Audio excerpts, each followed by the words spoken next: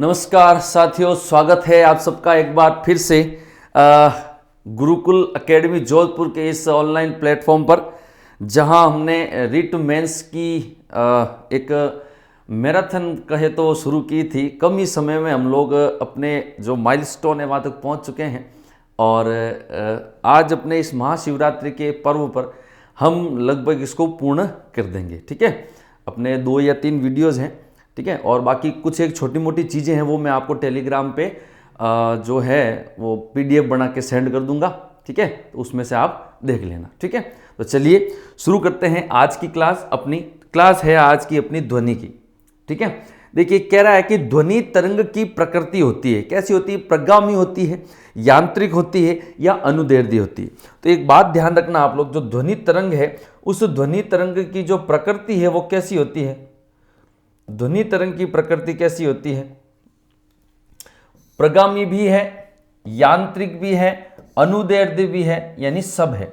ध्यान रखना, ध्वनि तरंग जो है वो प्रगामी तरंग भी है, ध्वनि तरंग एक यांत्रिक तरंग भी है, ध्वनि तरंग एक अनुदैर्ध्य तरंग भी है। प्रगामी तरंग का मतलब ध्वनि तरंगों के अंदर ऊर्जा का स्थानांतरण होता है। यांत्रिक तरंग का मतलब ध्वनि को चलने के लिए किसी न किसी माध्यम की आवश्यकता होती है। और अनुदैर्ध्य का मतलब यह हो गया कि माध्यम के जो कण हैं वो तरंग संचरण की दिशा में कंपन करते हैं। एक तो ध्यान रखना, एक तो क्या, ये कण है, मान लो ये कण इस तरह से कंपन करता है, ऐसे ऐसे, और तरंग भी ऐसे चल रही है, तरंग भी ऐसे चल रही है। तो कौन है? अनुदैर्ध्य। कौन है? अनुदैर्ध्य। अगर मान लो तरंग तो चल रही है ऐसे और ये जो कण है वो इस प्रकार से कंपन कर रहे हैं, ठीक है, यानी तरंग संचरण की दिशा के लंबवत अगर कंपन कर रहे हैं तो वो क्या होगा? अनुप्रस्थ तरंग होगी। कैसी तरंग होगी? अनुप्रस्थ तरंग होगी। ठीक है, तो ध्यान रखना, ध्वनि तरंग जो है उसकी प्रकृति कैसी होती है? यांत्रिक है। यांत्रिक का मतलब उसको चलने के लिए माध्यम तो चाहिए ही चाहिए। निर्वात में ध्वनि तरंग नहीं चलेगी। निर्वात में ध्वनि तरंग यानी जहां वायुमंडल नहीं है, ठीक है ना, वहां तरंग संचरण नहीं होगा ध्वनि का। ठीक है, फिर देखिए नेक्स्ट ये कह रहा है किसी तरंग गति में संपीड़न तथा विरलन क्रमशः दर्शाते हैं। क्या कह रहा है? संपीड़न तथा विरलन। संपीड़न, देखिए तरंग गति में संपीड़न का मतलब हो गया रे ये इस प्रकार से, ये तो हो गया संपीड़न, फिर ये हो गया विरलन, फिर ये हो गया संपीड़न, फिर ये हो गया विरलन। ठीक है, संपीड़न का मतलब जहां पर घनत्व ज्यादा, और जहां घनत्व ज्यादा वहां क्या होगा रे? दाब ज्यादा। ठीक है, और विरलन में घनत्व भी कम और दाब भी कम। तो उच्च घनत्व, देखिए संपीड़न में क्या है? उच्च दाब उच्च घनत्व, और विरलन में क्या है? निम्न दाब निम्न घनत्व। ठीक है, अच्छे सवाल है, कम है, अच्छे हैं, और इन एक के अंदर भी आपके कई सारे क्वेश्चंस क्लियर हो जाएंगे, ध्यान रखना। ठीक है, तीसरा देखिए, ध्वनि संचरण के लिए सत्य कथन है। केवल कणों की ऊर्जा का स्थानांतरण होता है। मैंने अभी आपको बताया प्रगामी तरंग है। कैसी तरंग है? प्रगामी, यानी सिर्फ ऊर्जा का स्थानांतरण होता है। कण खुद चलकर एक जगह से दूसरी जगह नहीं जाएगा। समझ में आ गई? वो ऐसे ऐसे कंपन करेगा। ठीक है भाई, सीधी सी बात है, ये कण है, ये कण है, ये कंपन करेगा, इस तक पहुंचेगा। ठीक है, इसको भी टक्कर मारेगा तो इसकी ऊर्जा इसमें, फिर ये करेगा, फिर ये, इस प्रकार से एनर्जी ट्रांसफर होता है।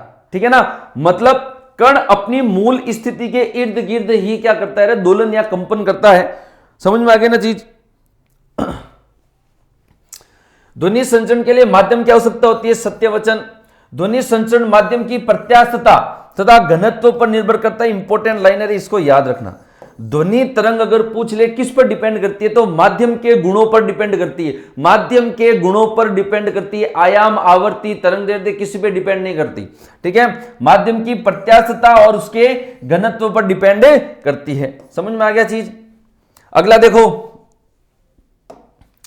ध्वनि का सर्वाधिक वेग किस में होता है? ठोस में, द्रव में या गैस में? तो ध्यान रखना किस में होता है?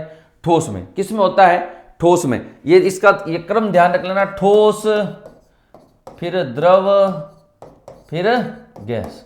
ध्वनि का संचरण सर्वाधिक किस में होता है? ठोस में। ठीक है, अब देखिए ध्वनि की चाल किसके समानुपाती? ताप के, यानी ताप बढ़ेगा तो ध्वनि की चाल बढ़ेगी। समझ में आ गई चीज? ताप बढ़ेगा तो ध्वनि की चाल बढ़ेगी। अब इसको कैसे भी घुमा फिरा के पूछ सकते हैं। समझ में आई ना चीज भाई। अब एक बात बताओ, पृथ्वी की सतह के नजदीक ताप ज्यादा और जैसे जैसे ऊपर जाएंगे टेम्परेचर कम, तो ऐसे पूछ लेगा कि पृथ्वी की सतह से जैसे जैसे दूर जाएंगे ध्वनि की चाल क्या होगी, घटेगी, बढ़ेगी, अपरिवर्तित रहेगी, ठीक है ना। तो ध्यान रखना। फिर ध्वनि की चाल किस पे डिपेंड करेगी, प्रत्यास्थता पे, यानी जितना प्रत्यास्थ पदार्थ होगा, यानी जितना प्रत्यास्थता होगी माध्यम में, चाल उतनी अच्छी होगी। प्रत्यास्थता का मतलब समझ रहे हो, उसके कण के अंदर थोड़ा मूवमेंट होना चाहिए, कण के अंदर मूवमेंट यानी कंपन करने जितनी जगह होनी चाहिए, ठीक है। और आर्द्रता, ठीक है। तो ये ध्यान रखना ध्वनि की चाल किस किस पे डिपेंड करती है। मेन तो यही चीजें, यहीं से सवाल बना बना के देते हैं उल्टे सीधे कैसे भी, ठीक है। फिर देखिए श्रव्य ध्वनि की परास होती है। श्रव्य ध्वनि की परास कितनी होती है,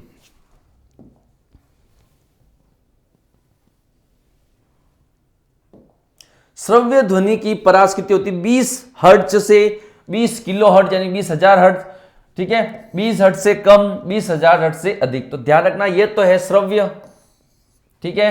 ये क्या हो गई, अवश्रव्य,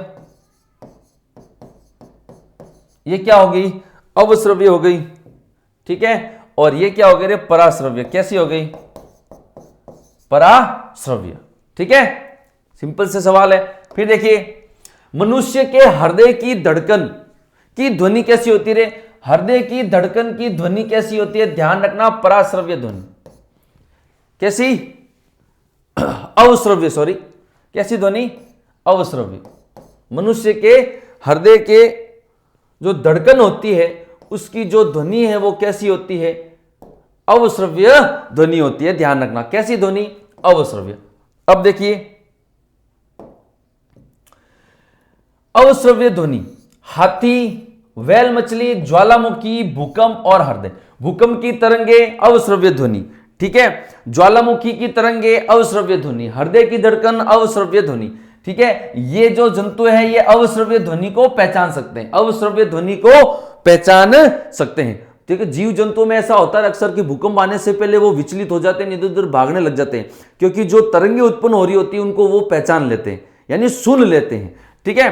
फिर देखिए पराश्रव्य ध्वनि, पराश्रव्य ध्वनि चमगादड़, बिल्ली, कुत्ता और डॉल्फिन, ठीक है। अब इस पराश्रव्य ध्वनि के उपयोग देखिए धुंध हटाने में, एयरपोर्ट वगैरह पे जो धुंध होती है उसको हटाने में इसका उपयोग किया जाता है।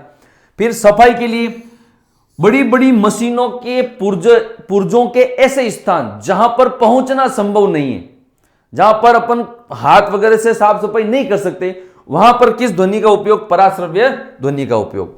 धातु पिंड की दरारों का पता लगाने में, किसी धातु के अंदर कोई दरार आ गई है, पता नहीं चल रहा है उसका पता लगाने में, ठीक है। ईसीजी के अंदर, अल्ट्रासोनोग्राफी के अंदर, ये क्वेश्चन सब पूछे गए हैं भाई पिछले एग्जाम्स के अंदर, ये सब पूछे गए, ईसीजी, अल्ट्रासोनोग्राफी, ठीक है ना। गुर्दे की पथरी तोड़ने में, मच्छरों को भगाने में भी इसका उपयोग करते रहे, जहां मच्छर ज्यादा है, ठीक है, वहां पर कौन सी ध्वनि का प्रयोग करते हैं, पराश्रव्य ध्वनि। और एक आपको पता है सोनार के अंदर sound navigation and tracking system, ठीक है ना, इसके अंदर भी मतलब सोनार लगे हुए होते हैं जहाजों के ऊपर, ठीक है। तो समुद्र के नीचे तली के अंदर कोई चट्टान है उससे जहाज टकराए ना, ठीक है, उसका पता लगाने में, जो डूबे हुए जहाज है उनका पता लगाने के अंदर, ठीक है ना, यानी समुद्र के तल के अंदर कौन कौन सी क्या क्या चीजें हैं खोज करने के लिए इस पराश्रव्य ध्वनि का प्रयोग किया जाता है। समझ में आ गई चीज। पराश्रव्य ध्वनि को जहाज से छोड़ा जाता है, नीचे वो जाती है, जिस सतह का या जिस पदार्थ का, जिस वस्तु का पता लगाना था उससे टकराती है, टकराने के बाद वापस लौट के आती है, फिर उसकी दूरी का, उसके समय का सब नाप तोल करके ये पता लगा सकते हैं इतनी दूरी पर है, यहां है, ठीक है। तो ये जो सोनार का सिस्टम है ना, इससे सतह से उस वस्तु की डिस्टेंस पता लगाने का फॉर्मूला 2D बराबर V into T. 2D D है दूरी, V क्या है ध्वनि की चाल, T क्या है कि वो ध्वनि गई और वापस आई, ठीक है ना, वो समय कितना है, वो समय कितना है। मान लो 3 सेकंड में जाके आ गई, सिर्फ जाने का नहीं रे, जाना और आना दोनों का है, ठीक है। तो ये सोनार के अंदर का एक फॉर्मूला रही है, ये फॉर्मूला सब जगह काम आएगा, ठीक है ना। इस फॉर्मूले को याद रख लेना, 2D बराबर V इंटू टी। इस फॉर्मूले को याद रख लेना, अभी अपन क्वेश्चन करेंगे। 2D बराबर V इंटू टी, 2D बराबर V इंटू टी। D है डिस्टेंस, V है चाल और T क्या है समय। फिर देखो फिर ये कह रहा है अपने से स्पष्ट प्रतिध्वनि के लिए, स्पष्ट प्रतिध्वनि के लिए न्यूनतम दूरी होनी चाहिए। तो ध्यान रखना भाई, वैसे तो न्यूनतम दूरी है वो 17.2 होनी चाहिए। कितनी होनी चाहिए? 17.2। आपकी 9वीं की किताब के अंदर 17.5 लिखा हुआ है। कारण क्योंकि वहां पर ऐसा लिखा हुआ है कि माना ध्वनि की चाल 350 मीटर प्रति सेकंड है। 350 मीटर प्रति सेकंड है तो 17.5, 344 पे रहे 17.2, ठीक है, और 332 पे कितने रहे 17। समझ में आ गई चीज? अलग अलग भाई सीधी सी बात है, अभी अपन ने बात करी थी टेम्परेचर बढ़ेगा चाल बढ़ेगी, तो अलग अलग टेम्परेचर के ऊपर क्या है, अलग अलग चाल है, ठीक है। तो जनरली सवाल के अंदर अगर आपको पूछे तो आपको ये वाला करना है। टेम्परेचर देके पूछे तो ये तीनों मैंने लिख दिए, सॉरी स्पीड देके पूछे तो, ठीक है। स्पष्ट प्रतिध्वनि के लिए मूल ध्वनि व प्रतिध्वनि में न्यूनतम समयांतराल। प्रतिध्वनि आपको पता ना, इको, प्रतिध्वनि को क्या कहते हैं? इको। यानी मैंने कुछ बोला भाई, जैसे अपन कहीं खुली जगह पे जाते हैं, जोर से चिल्लाते हैं पहाड़ों पर, तो अपनी आवाज अपने को वापस रिपीट सुनाई देती है। तो वो क्या है, वहां परावर्तक से टकराकर फिर अपने, या खाली बंद कमरे में चिल्लाओ, ठीक है, तो वहां पर भी अपनी आवाज गूंजती है ना, तो वो दीवारों से या परावर्तक परत से टकराकर वापस अपने पास आती है, उसको प्रतिध्वनि कहते हैं, ठीक है। तो स्पष्ट प्रतिध्वनि सुनने के लिए मूल ध्वनि यानी मैं बोला और वापस टकरा के वापस आई, उनमें समय अंतराल कितना होना चाहिए? ध्यान रखना 0.1 सेकंड का। कितना होना चाहिए? 0.1 सेकंड का। कितना? 0.1 सेकंड का। अब देखिए वायु में ध्वनि की चाल, नॉर्मली अगर पूछ ले वायु में ध्वनि की चाल कितनी होती है? 332 मीटर प्रति सेकंड। 22 डिग्री पर चाल कितनी होती है? 344 मीटर प्रति सेकंड, ठीक है। और 25 डिग्री पर चाल, ये आपकी 9th की किताब में दिया हुआ है, 346 मीटर प्रति सेकंड। ध्यान रखना, नॉर्मली पूछे तो 332 मीटर प्रति सेकंड, 22 डिग्री पर 344, 25 डिग्री पर 346, ठीक है। कोई प्रतिध्वनि 3 सेकंड पश्चात सुनाई देती है यदि ध्वनि की चाल, देखो रे,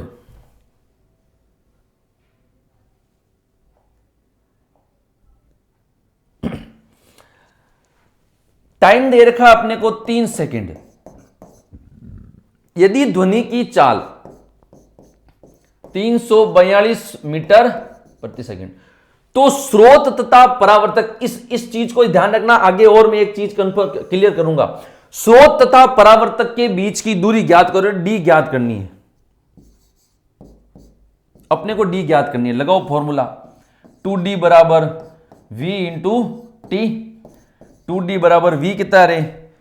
342 इंटू 3, 3 दूनी 6, 4 ती 12, 2 असिल का 1 3 तिया 9 1 10, ठीक है। ये हो गया 2d, d कितना जाएगा रे? 513 मीटर। यहां पे अपन ने 2 का भाग दिया है। ये क्या कह रहा है रे? ये कह रहा है स्रोत तथा परावर्तक के बीच की दूरी ज्ञात करनी है, सिर्फ ये डिस्टेंस ज्ञात करनी है अपने को। अगर इस लाइन की जगह ये लाइन आती, ध्वनि द्वारा तय की गई दूरी ज्ञात करो, तो 2 का भाग नहीं देते। क्यों नहीं देते? क्योंकि ध्वनि एक बार ऐसे गई फिर एक बार ऐसा आई, दोनों डिस्टेंस जुड़ती रहे, तो टोटल उस समय कितनी हो जाती? 1026। अभी अपने को ज्ञात क्या करना है? वन साइड ही तो ज्ञात करना है, एक इसके और इसके बीच की दूरी, तो इतना ही ज्ञात करेंगे। लेकिन ध्वनि के द्वारा तय दूरी है तो इतना प्लस इतना, ये चीज ध्यान रखना, कंफ्यूज मत होना। फॉर्मूला वही है लेकिन लगाना कैसे है वो ध्यान रख लेना, ठीक है। तो 513। अब देखिए ये कह रहा है आवृत्ति। आवृत्ति क्या होती है? कंपनों की संख्या बटा कुल समय। म्यू बराबर कंपनों की संख्या n बटा टी। ध्यान रखना, आवृत्ति क्या होती है? कंपनों की संख्या बटा समय, यानी प्रति सेकंड किए गए कंपनों की संख्या क्या होती है? आवृत्ति होती है। फिर आवर्तकाल रे, आवृत्ति का उल्टा होता है, t इजिकल टू 1/म्यू, t इजिकल टू 1/म्यू। उसके बाद वेग, वेग क्या होता है? चाल बराबर क्या होती है? दूरी बटा समय नहीं होता क्या? दूरी क्या होती है? तरंग के अंदर लेमड़ा। ध्यान रखना, तरंग दैर्ध्य एक दूरी का मात्रक है। लेमड़ा क्या है? तरंग दैर्ध्य दूरी का मात्रक है। नीचे आ गया टी। अब एक बात बताओ, 1/t क्या होता है? 1/t, 1/t होता है म्यू, भाई ये रहा टी बराबर 1/μ, ठीक है। तो इसको 1/t करोगे तो क्या जाएगा, म्यू आ जाएगा। तो 1/t क्या है, क्या है म्यू, यानी मैं लिख सकता हूं v बराबर लेमड़ा म्यू, v बराबर लेमड़ा म्यू। यानी अगर किसी तरंग का वेग ज्ञात करना है, ध्वनि तरंग का, तो उसकी तरंग दे दी, उसकी आवर्ती को गुणा कर दो। इसको ही तरंग समीकरण कहते हैं, ध्यान रखना। इसको ही क्या कहते हैं, तरंग समीकरण कहते हैं। ऑप्शन दे देगा निम्न में से तरंग समीकरण कौन सा है, या ध्वनि तरंग के लिए सत्य कौन सा है। तो ध्यान रखियो, आवर्तकाल, भाई आवर्ती तो क्या है, कंपनों की संख्या बटा कुल समय। आवर्तकाल क्या होगा, 1 बटा आवर्ती। वेग क्या हो गया, वेग चाल बराबर दूरी बटा समय। दूरी क्या होती है, लेमड़ा, समय होता है टी, लेमड़ा इंटू 1/t क्या हो गया, आवर्ती हो गया, तो लेमड़ा म्यू हो गया, ठीक है।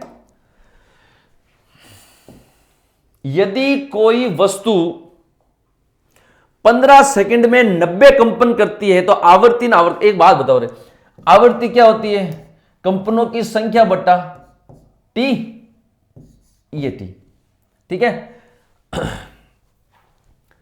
कंपन कितने करती है रे, 90, कितने सेकंड में, 15 सेकंड में, कितना आ गया रे, 6 हर्ट्ज। फिर ये पूछ रहा है आवर्तकाल टी बराबर क्या होता है, 1/μ, 1/6 आवर्त, इसकी हो गई हर्ट्ज, आवर्तकाल हो गया 1/6 सेकंड, बस, कोई दिक्कत। किसी ध्वनि तरंग की आवर्ती, देखो रे क्वेश्चन नंबर 11, यह कह रहा है किसी ध्वनि तरंग की आवर्ती अगर 4 किलो हर्ट्ज है और तरंग दैर्घ्य 17.5 सेंटीमीटर है, ठीक है। तो ये कह रहा है कि 3.5 किलोमीटर दूरी चलने में कितना समय लगेगा। देखो अपने को समय पूछा है ना, देखो सबसे पहली चीज इसकी आवर्ती देखो रे, ये कह रहा है 4 किलो हर्ट्ज, ठीक है। 4 किलो हर्ट्ज है, इसको हर्ट्ज के अंदर चेंज कर दो, ये कितना हो गया, 4000 हर्ट्ज। फिर ये क्या कर रहा है, तरंग दैर्घ्य 17.5 सेंटीमीटर है, लेमड़ा दे रखी है ना, तरंग दैर्घ्य 17.5 सेंटीमीटर है, इसको मीटर में चेंज करो। देखे मीटर में करो कितना होगा, 100 का भाग दोगे, ठीक है ना, तो कितना आ जाएगा, 0.175 मीटर, ठीक है। ये हो गया लेमड़ा। फिर ये कह रहा है कि 3.5 किलोमीटर दूरी चलने के लिए कितना समय चाहिए रे, डिस्टेंस दे रखे 3.5 किलोमीटर है ना, इसको मीटर में चेंज कर लो, 1000 से गुणा कर दो। अब एक बात बताओ रे, अपन ने अभी v का फॉर्मूला पढ़ा, v बराबर क्या होता है, लेमड़ा अपॉन टी। यहां से अगर मैं चाहूं तो t बराबर लेमड़ा अपॉन v नहीं निकाल सकता क्या, लेकिन उसके लिए मुझे उसके लिए पहले मुझे क्या निकालना पड़ेगा, v निकालना पड़ेगा, ठीक है ना। उसके लिए पहले मुझे क्या निकालना पड़ेगा, v, और v क्या होता है, लेमड़ा म्यू नहीं होता क्या, v क्या होता है, लेमड़ा म्यू नहीं होता। अब देखो लेमड़ा दिया हुआ है, v बराबर लेमड़ा कितना दे रखा है, 17.5, सॉरी ये तो मीटर में है ना, ओहो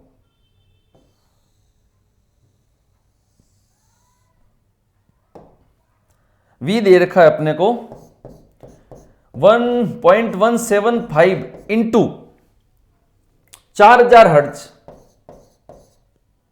ठीक है। v की तो आएगी और देखो 1 2 3, ये हटा यहां से, 175 इंटू 4, 5 चौक 20, 2 7 चौक 28, 28 और 2 30, 3 कितना आ गया, 700 मीटर प्रति सेकंड। अब एक बात बताओ, अपने पास वेग आ गया, अपने पास लेमड़ा है, क्या टी नहीं निकाल सकते क्या, बिल्कुल निकाल सकते हैं। तो वेग आ गया रे 700 मीटर, वेग आ गया 700 मीटर, लेमड़ा है 1.175, अपने को क्या निकालना है, टी निकालना है, क्या निकालना है, टी। तो यहां से टी बराबर 0.175 बटा 700, ठीक है, टी काट लीजिए। कुल मिला के ध्यान रखना अपने को करना क्या है, करना कैसे है, ठीक है, समझ में आया ना। देखो ये कह रहा है ध्वनि की प्रबलता का मात्रक होता है, ध्वनि की प्रबलता का मात्रक सोन, डेसिबल, हर्ट्ज, ये तो आवर्ती का मात्रक है। प्रबलता का मात्रक पूछा रहे सोन या डेसिबल, सोन या डेसिबल, एक सोन बराबर 40 डेसिबल। प्रबलता का मतलब है तेज या धीमे, एक तो होता है पतली या मोटी, वो तारत्व, तेज या धीमे, मृदु या कठोर, मृदु या कठोर, यह है प्रबलता। ठीक है ना, यह दूसरे किसी पे डिपेंड नहीं करती, अपने कानों की संवेदनशीलता पे डिपेंड करती है। अपने लिए जो कठोर है, जो प्रबल ध्वनि है, वो हो सकता है दूसरे के लिए मधुर हो। ठीक है ना, तो ये ध्यान रखना। सामान्य श्वसन, ये अच्छी चीज है, ध्यान रखना। सामान्य श्वसन के अंदर जो ध्वनि उत्पन्न होती है 10 डेसिबल, कितनी रहे? 10 डेसिबल। ठीक है ना। मंद फुसफुसाहट के अंदर अगर अपन मान लो खुसुर पुसुर कर रहे हैं, बातचीत कर रहे हैं, तो 30 डेसिबल।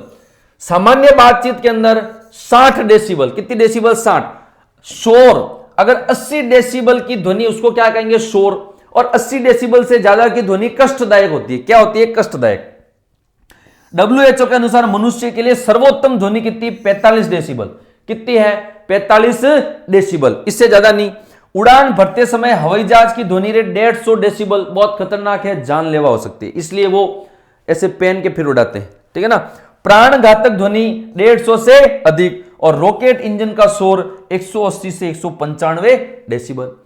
आवासीय क्षेत्रों में ध्वनि देखो रे, दिन में तो 55 डेसिबल की छूट है, और रात में कितनी? 45 डेसिबल की छूट है। ध्यान रखियो, ये सब पूछो सवाल, सब एक को एक। ठीक है ना।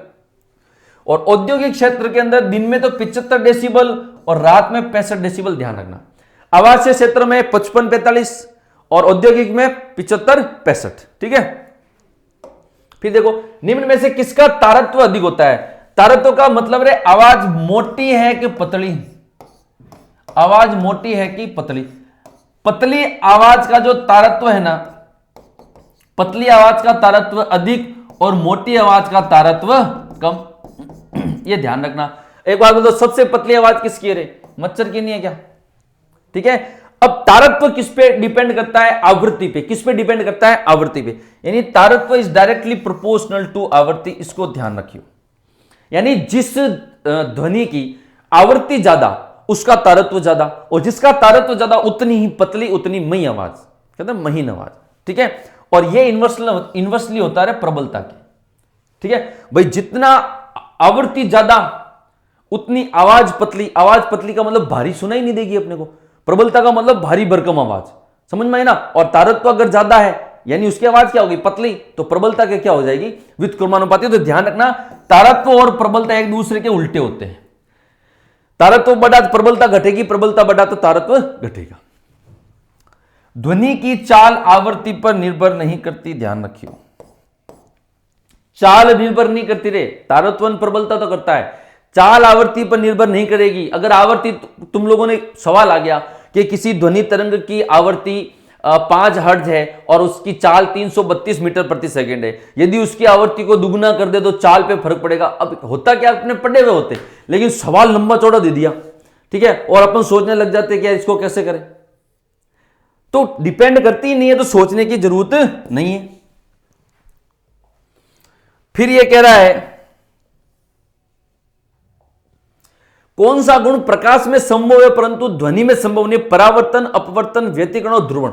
ध्यान रखना, ध्रुवण की घटना सिर्फ और सिर्फ किस में संभव है? प्रकाश में। समतल ध्रुवित प्रकाश के ध्रुवण की घटना सिर्फ किस में संभव है? प्रकाश के अंदर संभव है। ध्रुवण, ध्रुवण का मतलब है उसके तल को घुमा देना, उसकी जो तरंगे हैं उनके तल को घुमा देना। ठीक है, ये ध्रुवण है। तो ध्रुवण जो है वो ध्वनि में नहीं होता, सिर्फ किस में होता है? मतलब ऐसा कह सकते हैं कि किस गुण की वजह से ध्वनि और प्रकाश में विभेद किया जा सकता है, तो वो कौन सा गुण है? ध्रुवण। कौन सा है? ध्रुवण। रात के समय आवासीय क्षेत्र में शोर का अनुमानित स्तर है। रात के समय शोर, आवासीय क्षेत्र में शोर का अनुमानित स्तर कितना है? अभी अपन ने पढ़ा था 45 डेसिबल। कितना डेसिबल? 45 डेसिबल। जब दो लोग आपस में बातचीत करते हैं तो कितने डेसिबल की ध्वनि उत्पन्न होती है? तो देखिए, दो चीजें अपन ने पढ़ी थी, एक तो 30 फुसफुसाहट की और एक पढ़ी थी 60। यहां पे 60 नहीं दी हुई, तो उत्तर क्या हो जाएगा? 30। क्या हो जाएगा? 30। कितने डेसिबल से अधिक की ध्वनि हमारे लिए क्या होती है? कष्टदायक होती है। क्या होती है? कष्टदायक होती है। क्या होती है? कष्टदायक। 80 डेसिबल रे, अभी बताया था कितने डेसिबल से? 80। ये होती है सामान्य बातचीत, ये होती है फुसफुसाहट, ये होती है नींद के अंदर जो खराटे आते हैं वो वाली। ठीक है, ध्वनि की तीव्रता ध्वनि के किस गुण से निर्धारित होती है? ध्वनि की तीव्रता ध्वनि के किस गुण से निर्धारित होती है? आयाम है, आवृत्ति है, तारत्व है, आवर्तकाल है। तो देखिए इसका जो आंसर है वो अपना क्या हो सकता है? ध्वनि की तीव्रता पूछा रे, क्या पूछा है? तीव्रता। ये कह रहा है तीव्रता। तीव्रता का मतलब रे क्या हो गया? तेज, प्रबल ध्वनि। ठीक है। आवृत्ति अभी अपन ने जस्ट पढ़ा था, किसके समानुपाती होती है? तारत्व। और तारत्व प्रबलता को नहीं दर्शाता, तारत्व तो पतला या मोटा। ये कह रहा है रे तीव्रता, तीव्रता का मतलब क्या हो गया? प्रबलता। तीव्रता का मतलब क्या हो गया? प्रबलता। और ये डिपेंड किस पे करता है? आयाम पे। किस पे डिपेंड करता है? आयाम पे। किस पे? आयाम क्या होता है? कोई वस्तु ये है, इस वस्तु की मूल स्थिति ये है, ये मूल स्थिति से इधर इतना जाती है, इधर इतना जाती है, ये पूरा है ना, ये क्या कहलाएगा? आयाम कहलाएगा। क्या कहलाएगा? आयाम कहलाएगा। ठीक है। किसी ध्वनि स्रोत की आवृत्ति, आवृत्ति दे रखी है म्यू बराबर 50 हर्ट्ज, टाइम दे रखा है 2 सेकंड, कंपनों की संख्या पूछ रहा है। आवृत्ति क्या होती है? n बटा टी नहीं होता क्या? कंपनों की संख्या बटा कुल समय। अब अपने को n पूछ रहा है तो n बराबर क्या हो जाएगा? म्यू इंटू टी नहीं होगा क्या? म्यू कितना है? 50 इंटू 2 बराबर कितना? 100। कितने कंपन करेगी? 100 कंपन करेगी। ठीक है। फिर देखो ध्वनि का संचरण होता है अनुप्रस्थ अप्रगामी। अनुप्रस्थ नहीं रे, अनुदैर्ध्य होती है, इसमें भी अनुप्रस्थ, अनुदैर्ध्य, प्रगामी और यांत्रिक तरंग के रूप में ध्यान रखना। ठीक है। अच्छा, क्वेश्चन नंबर 21 ये कह रहा है, ये अच्छा सवाल है, इसको ध्यान रखना, इनके गुणों में से ही कोई उठा के पूछ सकता है। इसलिए ध्वनि बूम के संबंध में सही कथन है। ध्वनि उत्पादन स्रोत ध्वनि की चाल से अधिक तेजी से गति करता है। अगर कोई स्रोत या कोई भी विमान मान लो, वो ध्वनि की चाल से अधिक तेज गति कर रहा है, तो जो उसके द्वारा ध्वनि उत्पन्न होती है वो ध्वनि क्या करती है? अत्यधिक कंपन उत्पन्न करती है, खिड़कियों के कांच वगैरह शीशे टूट जाते हैं, उसको ध्वनि बूम कहते हैं। इसमें अत्यधिक ऊर्जा की प्रघाती तरंगें उत्पन्न होती है जो संबंध वायु दाब में तीव्र परिवर्तन से प्रबल ध्वनि पैदा करती है। यानी वायु दाब में परिवर्तन कर देते, इसलिए ध्वनि की जो प्रबलता है वो बहुत ज्यादा हो जाती है। वायुयान पराध्वनि चाल से चलते हैं, इनका ध्वनि बूम भवनों, खिड़की, दरवाजों के शीशे तोड़ सकता है। उपरोक्त सभी ये तीनों याद रख लेना, क्योंकि यहां से घुमा फिरा के आपको कोई एक देगा, कोई एक नहीं देगा, सत्य असत्य पहचानो करेगा, पूछ लेगा। ठीक है। फिर देखिए 22 ये कह रहा है विरलन वह क्षेत्र है जहां कण पास पास उच्च दाब और उच्च घनत्व नहीं रही है, तो संपीड़न का है ना। कण पास पास उच्च दाब निम्न घनत्व, घनत्व भी उच्च होगा। कण पास पास निम्न दाब और निम्न घनत्व, कण दूर दूर निम्न दाब निम्न घनत्व। अच्छा, विरलन के अंदर तो कण कैसे होते हैं? दूर दूर ही होते हैं। बिल्कुल सही बात है। ठीक है। फिर देखिए किसी माध्यम में मूल स्थिति के दोनों ओर विक्षोभ को क्या कहते हैं? अभी मैंने बताया था, क्या कहते हैं? आयाम कहते हैं। माध्यम में मूल स्थिति के दोनों ओर के विक्षोभ को क्या कहते हैं? आयाम कहते हैं। ठीक है। फिर देखिए ध्वनि की प्रबलता, ध्वनि की प्रबलता या मृदुता, ध्वनि की प्रबलता या मृदुता मूलतः ज्ञात करने का स्रोत कौन सा है? प्रबलता या मृदुता। देखिए रे, अगर आपको क्या कहते हैं, मोटी या पतली, अगर इस प्रकार से पूछे तो ज्ञात करेंगे आवृत्ति से। किससे ज्ञात करेंगे? आवृत्ति से। प्रबलता या मृदुता पूछे तो किससे ज्ञात करेंगे? आयाम से ज्ञात करेंगे। किससे ज्ञात करेंगे? आयाम से ज्ञात करेंगे। ठीक है। फिर हमारे मस्तिष्क में ध्वनि की संवेदना लगभग कितने समय तक बनी हुई रहती है? तो ये ध्यान रखना 0.1 सेकंड। कितना सेकंड रे?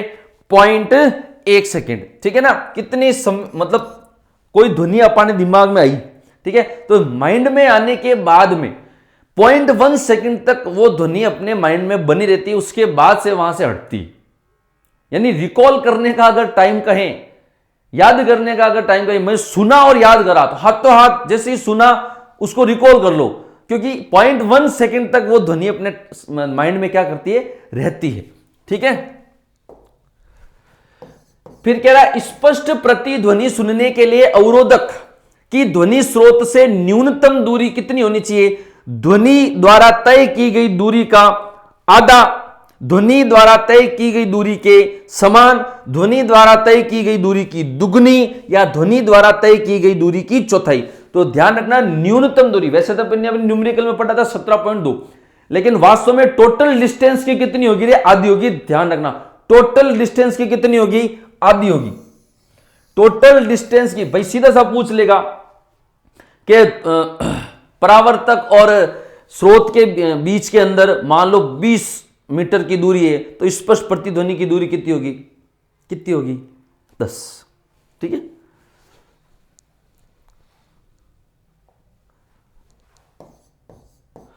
बारंबार परावर्तन से उत्पन्न ध्वनि निर्बद्ध कहलाता है। अनुरण, विवर्तन, अधिशोषण, व्यतिकरण। तो ध्यान रखना, अनुरण, परावर्तन हुआ, यहां से टकराकर फिर यहां गई, फिर यहां गई, फिर यहां गई, इस प्रकार से उस कक्ष के अंदर वो ध्वनि निरंतर बनी हुई रहती है, बार बार बार बार सुनाई देती है, इसको कहते हैं अनुरण। ठीक है, ध्वनि के बहुल परावर्तन से उत्पन्न ध्वनि निर्बद्ध को क्या कहते हैं? अनुरणन। क्या कहते हैं? अनुरणन। ठीक है, बड़े बड़े कंसर्ट हॉल के अंदर, सिनेमा हॉल्स के अंदर बार बार ध्वनि सुनाई देती है ना, इको ज्यादा आता है, प्रतिध्वनि, इको क्या कहते हैं? प्रतिध्वनि। प्रतिध्वनि, परावर्तित ध्वनि, उस परावर्तन का ही फिर से परावर्तन, बहुल परावर्तन, और उस बहुल परावर्तन से जो ध्वनि निर्बद्ध बनता है वो ध्वनि का अनुरणन कहलाता है। ध्यान रखना, प्रतिध्वनि, बहुल परावर्तन, अनुरणन, तीनों एक ही चीज है, लेकिन तीनों के कुछ क्राइटेरियाज अलग अलग है। समझ में आ गई?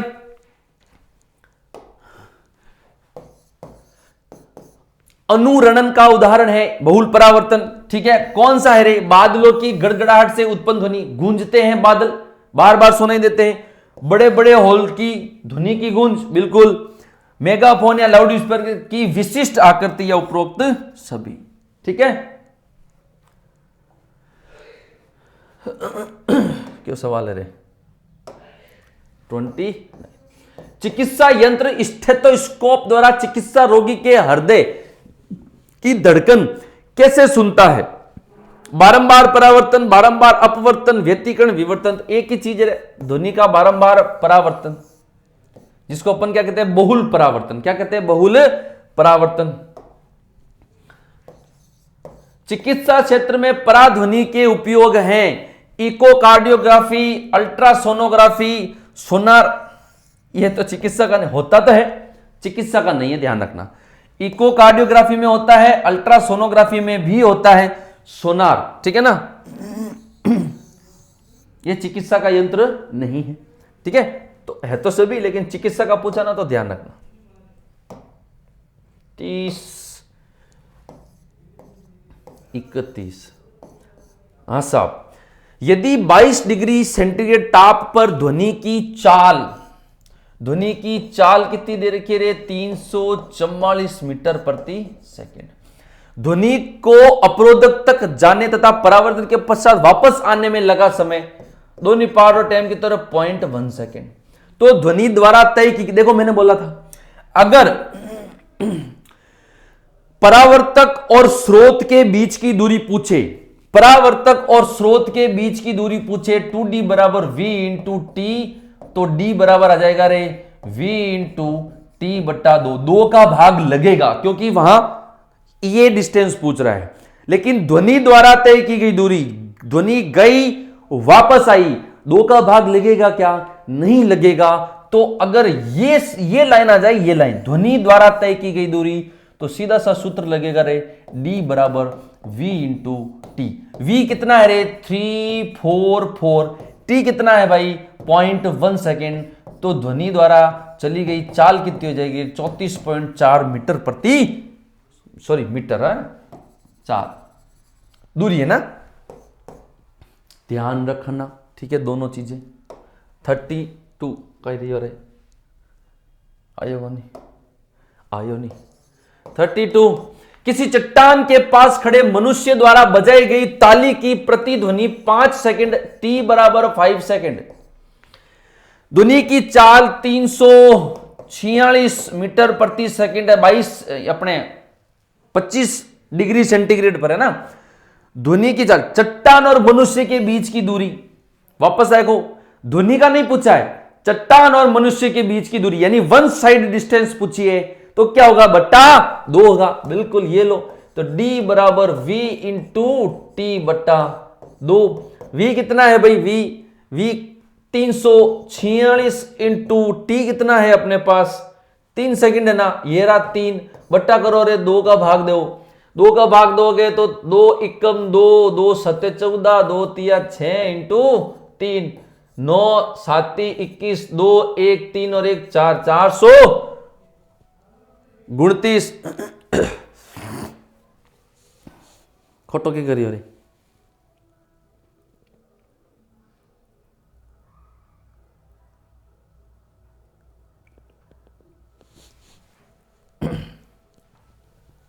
कुछ गलत हो गया क्या? 5 सेकंड मीटर प्रति सेकंड सही तो है।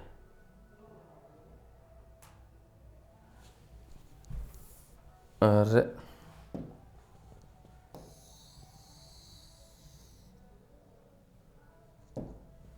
देखो क्षेत्रीय 18 का 8, असिल का 1, 4 3 12, 12 1, 3 असिल का 1, 3 3 9 और 1 10 बट्टा 2, 2 पंजे 10, 2 एकम 2। क्या हो रहा है रे?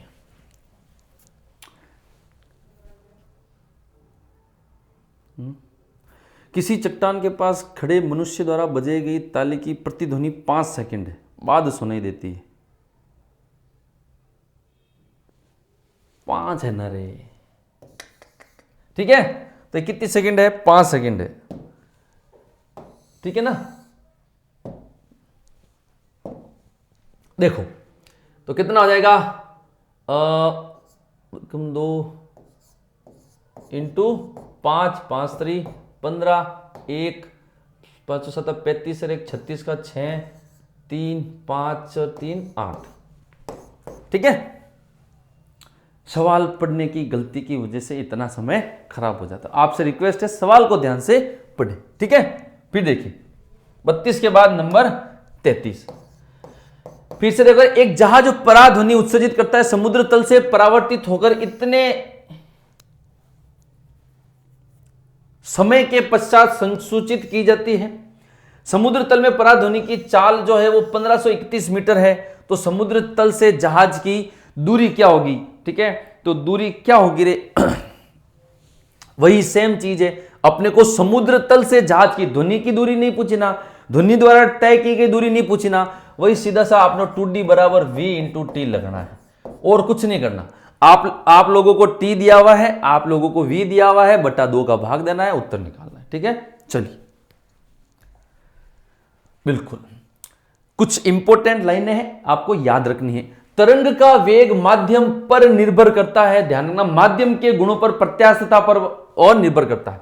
एक निश्चित माध्यम में तरंग का वेग नियत रहता है, एक पर्टिकुलर माध्यम है, अगर माध्यम चेंज नहीं हो रहा तो तरंग वेग चेंज नहीं होगा, ठीक है ना, ये ध्यान रखना। 1 सेकंड में एकांक क्षेत्रफल से गुजरने वाली ध्वनि क्या होती है? तीव्रता कहलाती है। 1 सेकंड में किसी पर्टिकुलर एरिया से जो ध्वनि निकल गई वो उसकी क्या है? तीव्रता है। और इससे अपन क्या इसको किससे मापते हैं? आवृत्ति से मापते हैं कि नहीं मापते हैं? तीव्रता का मापन संभव है, ध्यान रखना। प्रबलता और तारत्व इनका मापन संभव नहीं है, ध्यान रखना। प्रबलता का भी मापन संभव नहीं है और तारत्व का भी मापन संभव नहीं है। सिर्फ किसका मापन संभव है? तीव्रता का। तीव्रता का मापन संभव, प्रबलता का मापन संभव नहीं और तारत्व का मापन संभव नहीं। एक ही ध्वनि किसी एक व्यक्ति के लिए मृदु और दूसरे के लिए प्रबल हो सकती है। 0 डिग्री सेंटीग्रेड पर ध्वनि की चाल 332 मीटर प्रति सेकंड और 22 पर 344 और 25 पर 346। ध्वनि की चाल दाब पर निर्भर नहीं करती, यह भी इंपॉर्टेंट लाइन है, ध्यान रखना। दाब कितना भी घटा दो बढ़ा दो, ध्वनि की चाल उस पर डिपेंड ही नहीं करेगी। ठीक है, एक एकल आवृत्ति की ध्वनि को टोन कहते हैं और अनेक आवृत्ति की ध्वनि को स्वर यानी नोड कहते हैं। क्या कहते हैं? नोड।